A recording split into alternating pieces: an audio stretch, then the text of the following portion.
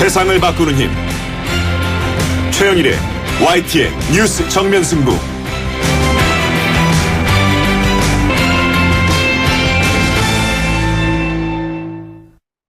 YTN 뉴스 FM 뉴스 정면 승부 3부 시작합니다. 가습기 살균제 집단 사망 사건에 대한 검찰 수사가 확대되고 있는 가운데 오늘 피해자들이 국가를 상대로 집단 소송을 제기했습니다.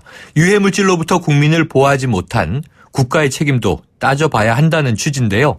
민변의 자세한 입장 잠시 후에 들어보겠습니다. 새누리당이 혁신위원장 임명에 또 비대위도 꾸리면서 본격적인 혁신 작업에 들어갔는데요. 지난 2011년 당시 한나라당의 쇄신에 참여했던 이준석 전 비대위원 연결해서 의견 들어보도록 하겠습니다.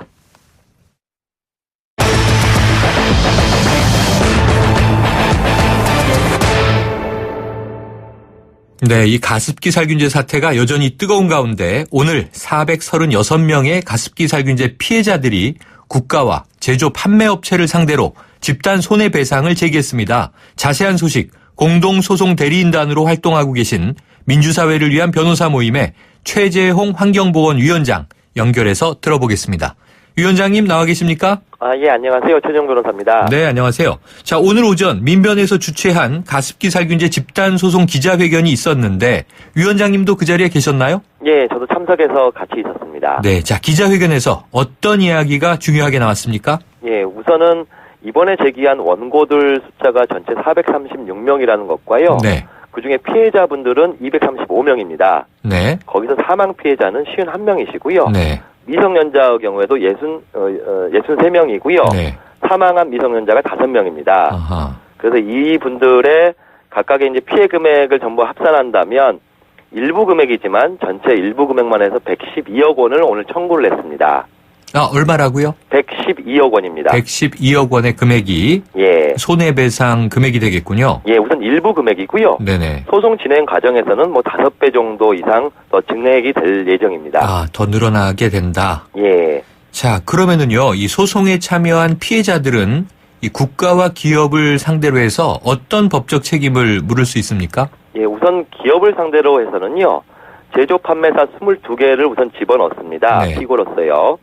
근데 이제 제조 판매사들 같은 경우에는 1차로 제조물 책임법상 그 제조 설계 표시상의 결함이라든지 안전성이 결여되지 않아야 하는데요. 네. 알다시피 PHMG나 PGH 이런 유해성 물질로 인한 신체 장애와 사망의 사고가 발생했습니다. 네. 그에 따른 제조물 책임법을 들 수가 있고요. 또한 불법행위 책임도 같이 이제 부담을 시킬 수가 있습니다. 네. 국가의 경우가 이제 좀 더 논의가 될 수는 있는데요.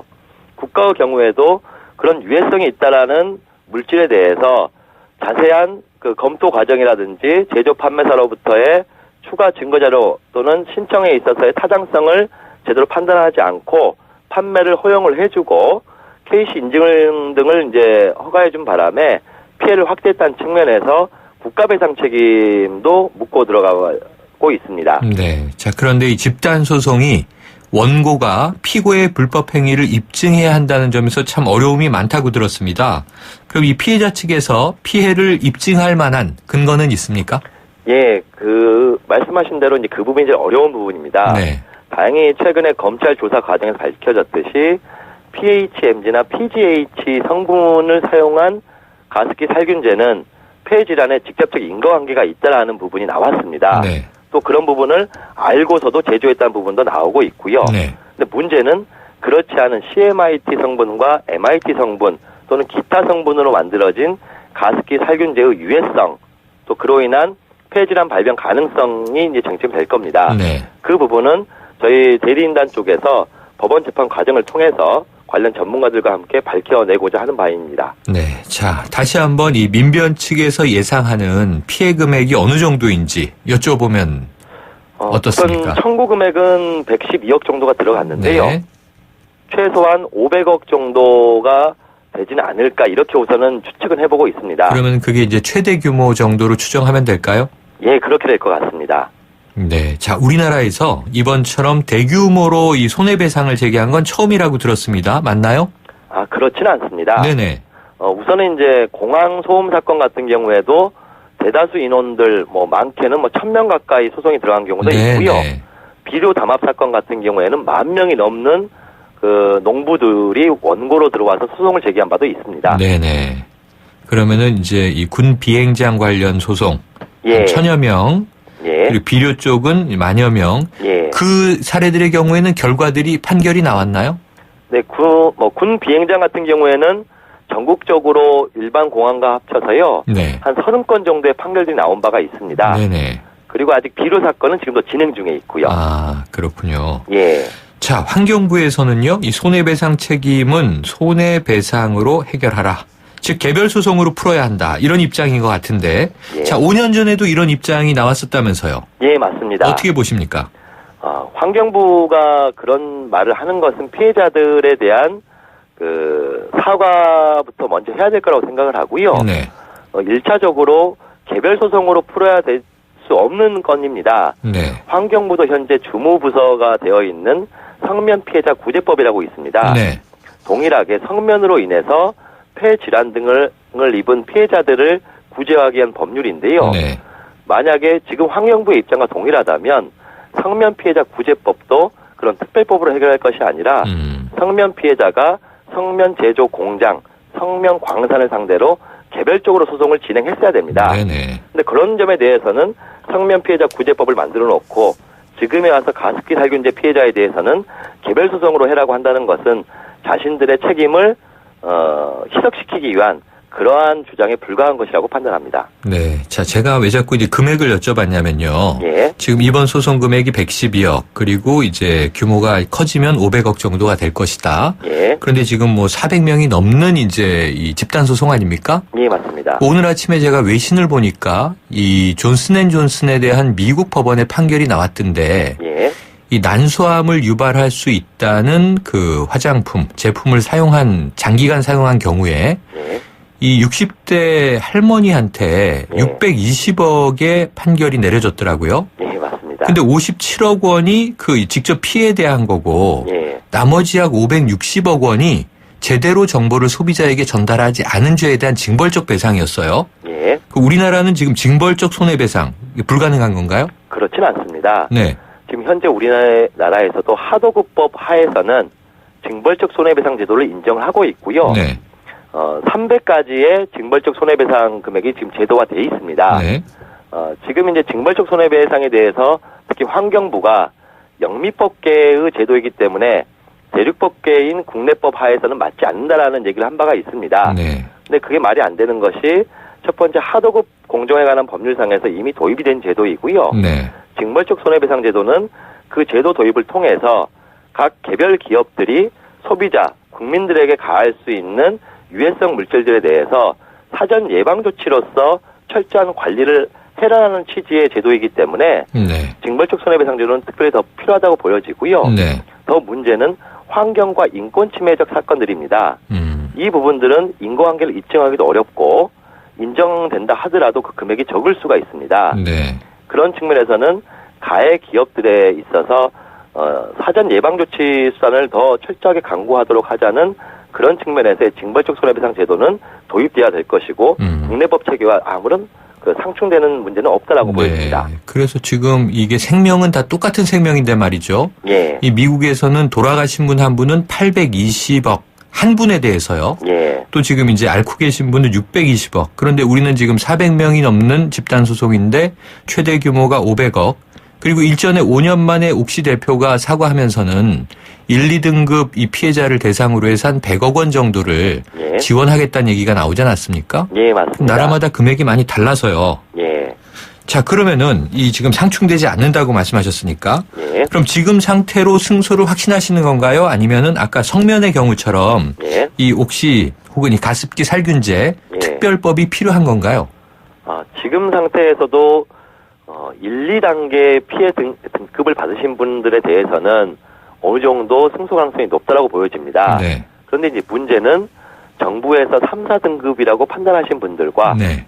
그다음 CMIT와 MIT에 대해서 사용 제품을 사용해서 피해를 입으신 분들, 그리고 폐 질환이 아닌 나머지 천식이라든지 기타 질환이 발생하신 분들, 이분들에 대해서는 현재 직접적으로 피해 원인과 인과관계를 원고들이 직접 입증을 해야 되는 문제가 네. 있어서요. 네. 특별법이 제정돼서 그러한 인과관계에 대한 문제, 유해성의 문제를 정부가 직접 조사해서 사용할 수 있도록 한다면 네. 원고들의 부담이 더 절감된다는 측면에서는 특별법이 필요하다고 보여집니다. 네. 자, 지금 정치권도 이 이슈로 뜨거운데요. 예. 지금 여당의 입장은 검찰의 조사 결과를 좀 지켜보고 움직이자. 예. 그리고 야당의 경우에는 우선 청문회를 즉시 열자 이런 입장인데요. 예. 그러면은 이 최 위원장님 입장에선 어느 쪽이 옳은 것 같으세요? 저는 청문회를 먼저 열어야 된다고 봅니다. 네. 지금 이미 2012년 7월 달에 공정위에서 허위 광고, 즉 옥시나 이런 회사들 상대로 해서요. 네. 안전하다는 표시 광고가 허위라는 사실로 이미 과징금을 부과한 적이 있었습니다. 네. 그 부분은 해당 제품의 유해성이 이미 그 당시에도 확인됐다는 것인데요. 검찰은 2012년 7월부터 최소 3년 6개월 동안 조사를 전혀 하지 않고 네. 올해서야 조사가 들어갔었습니다. 네. 근데 그런 부분은 검찰이 환경부나 정부에 대한 문제 또는 CMIT나 MIT 사용자에 대한 문제에 대해서는 상당히 움츠려든 상태에서 조사를 하고 있기 때문에요. 네. 그런 부분까지 더 확인하려면 최소 국가 부분에 대해서는 청문 절차를 먼저 하는 것이 더 타당하다고 그렇게 생각하고 있습니다. 네, 알겠습니다. 자, 오늘 말씀 여기까지 듣겠습니다. 고맙습니다. 예, 감사합니다. 지금까지 최재홍 환경보건위원장이었습니다.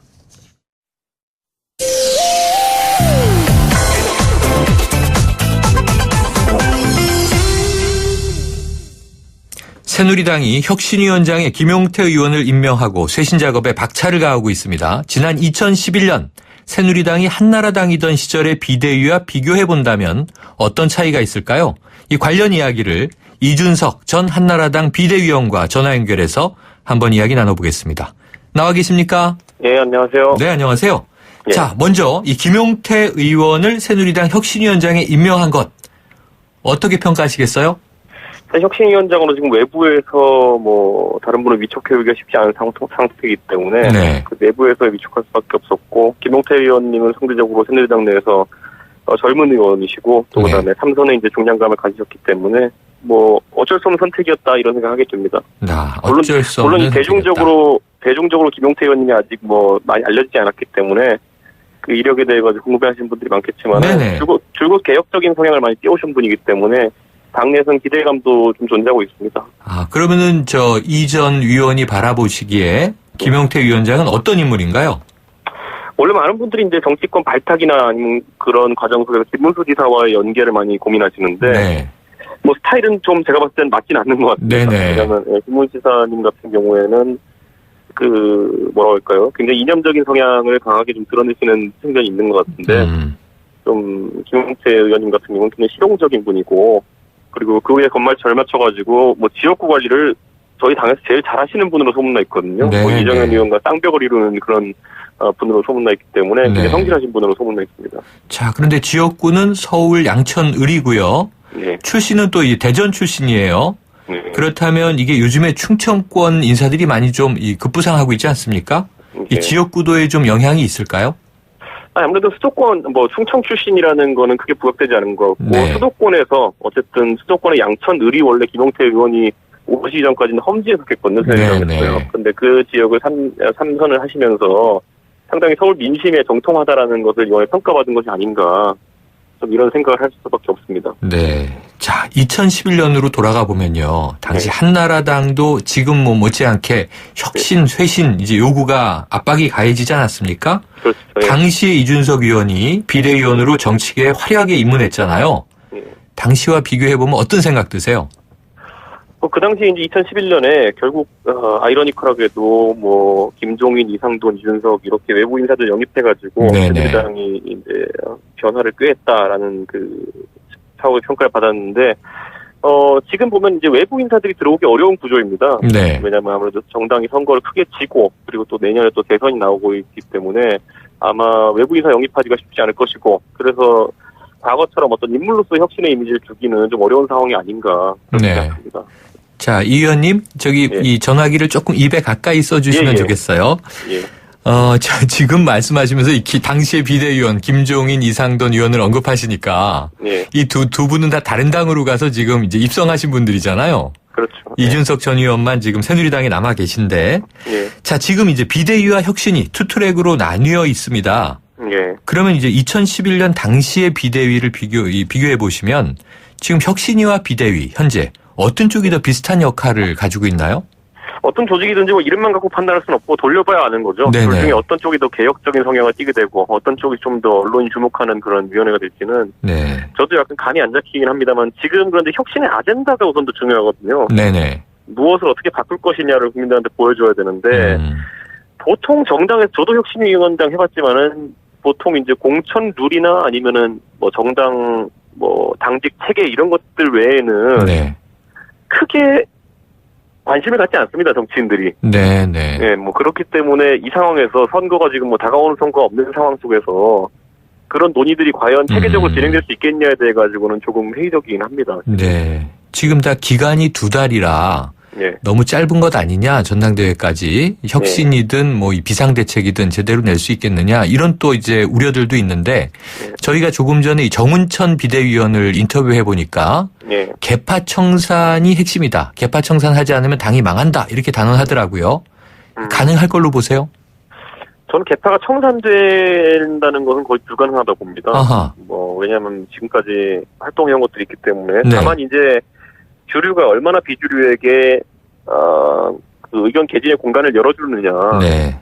것이 문제거든요. 여야 관계에서도 그렇지 않습니까? 여당과 야당을 없애버릴 수는 없잖아요. 대신 네.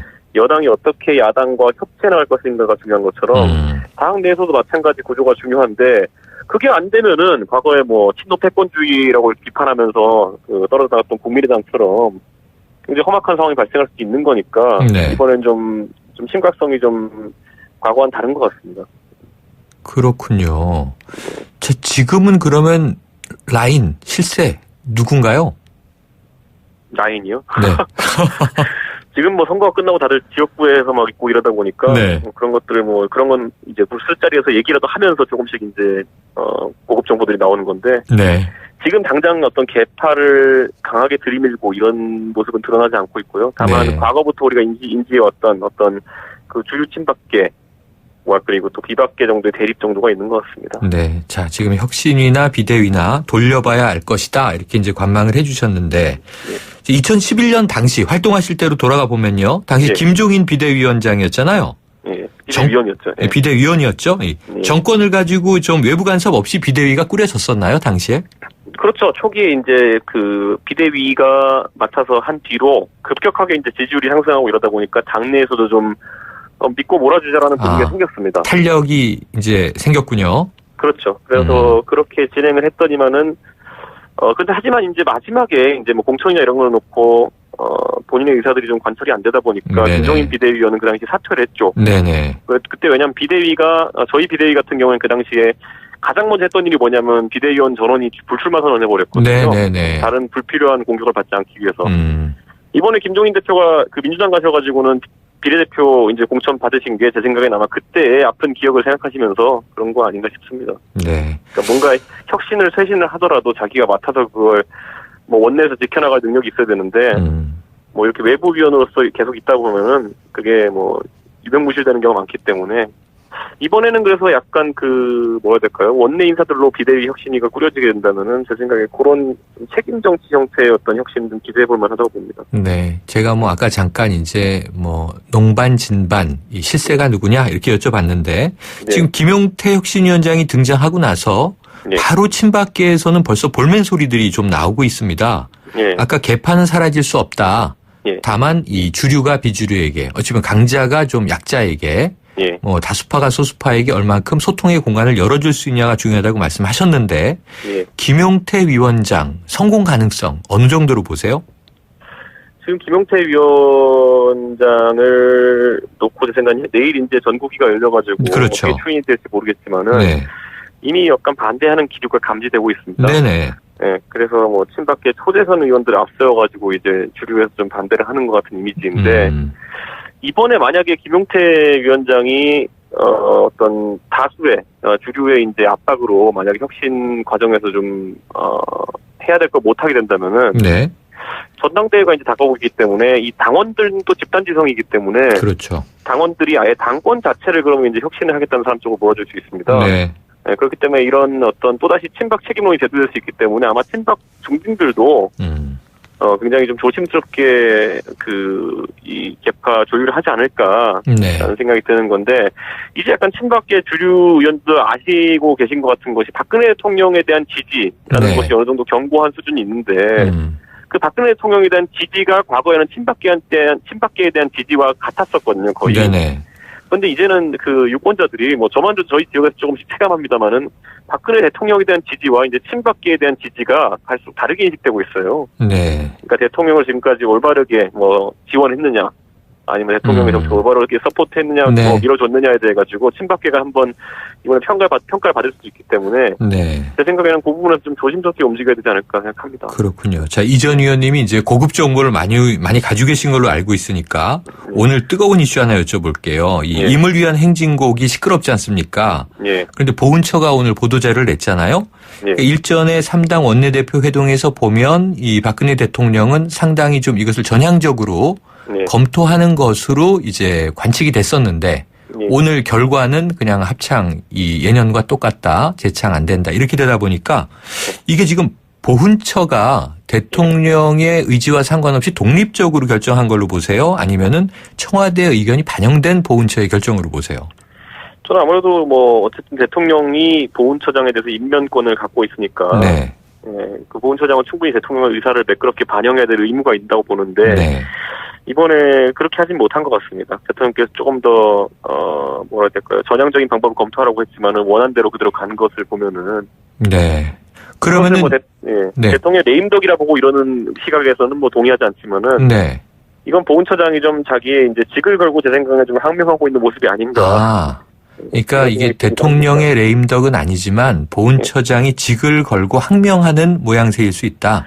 왜냐하면 과거에 네. 이제 박 보훈처장이 보여줬던 그런 이념적 성향이나 이런 것을 보면은 네네. 어쩌면 우리 사회에서 이제 강경 보수적인 입장을 많이 이제 좀 받아들이신 것 같은데 네. 그러다 보니까 이번에도 어떤 본인의 소신이 강하게 작용하고 있는 결과가 아닌가. 그리고 청와대 입장에서도 물론 이것을 속된 말로 뒤집을 수 있는 권한은 있죠, 대통령에게. 네네. 찍어낼 수 있는 권한이 있지만은 또 대통령의 주지지층도 강경 보수층이라는 것에 약간 네. 딜레마로 작용할 겁니다. 근데 대부분 이런 상황을 또 레임덕이라고 부르기도 하지 않습니까? 뭐 근데 이게 뭐 제 생각에는 뭐 애초에 그 박순실 보훈처장이 대통령과 뜻을 평소에 달리하고 이런 분이었으면 제가 네. 생각하기엔 레임덕이라는 표현이 적절할 것 같은데 네네. 이건 어떻게 보면 약간 개인적인 항명에 가까운 것이 아닌가 생각하겠습니다. 알겠습니다. 자, 네. 오늘 말씀 여기까지 듣겠습니다. 고맙습니다. 감사합니다. 지금까지 이준석 전 새누리당 비대위원이었습니다. 사장님, 성악가 김동규 씨네 집 바닥재 좋던데 우리 집도 똑같은 걸로 해줘요. 아, 요즘 떠오르는 바닥재 스타 강마루. 스타일 좋고 습기 열 긁힘에 강하니까 오래 사용하려면 그래서 스타 강마루로 하는구나. 성악가 김동규입니다. 강마루 스타는 스타 강마루. 스타 강마루. 메르세데스 벤츠 공식 딜러 KCC 오토 영등포 전시장 그랜드 오픈. 5월 초 강서, 목동, 강북, 제주에 이어 이제 가까운 영등포에서도 메르세데스 벤츠를 만나보실 수 있습니다. 메르세데스 벤츠를 만나는 새로운 선택. 메르세데스 벤츠 공식 딜러 KCC 오토. 거울아 거울아 이 세상에서 누가 제일 예쁘니? 2588 박서연. 어머 내가? 하긴 고객님들이 대리운전 부르면서 예쁜 서연이 목소리 듣고 집에 가야지 라고들 하셔. 너 잘났다 너 잘났어 2588 꽃보다 박서연 2588. 엄마, 침대가 좁아. 이사갈 때 바꾸자. 침대가 불편해. 비싼 건데 참아. 침대 왜 사서 고생하세요? 코웨이 매트리스 맞춤 케어 렌탈하세요. 위생관리와 타퍼 교체는 기본, 6년마다 새 매트리스로 업그레이드. 침대 이제 코웨이가 답이다. 6년 약정 기준이며 업그레이드는 신규 렌탈 계약 시 제공됩니다. 네, 3부 여기까지고요. 4부로 이어가겠습니다.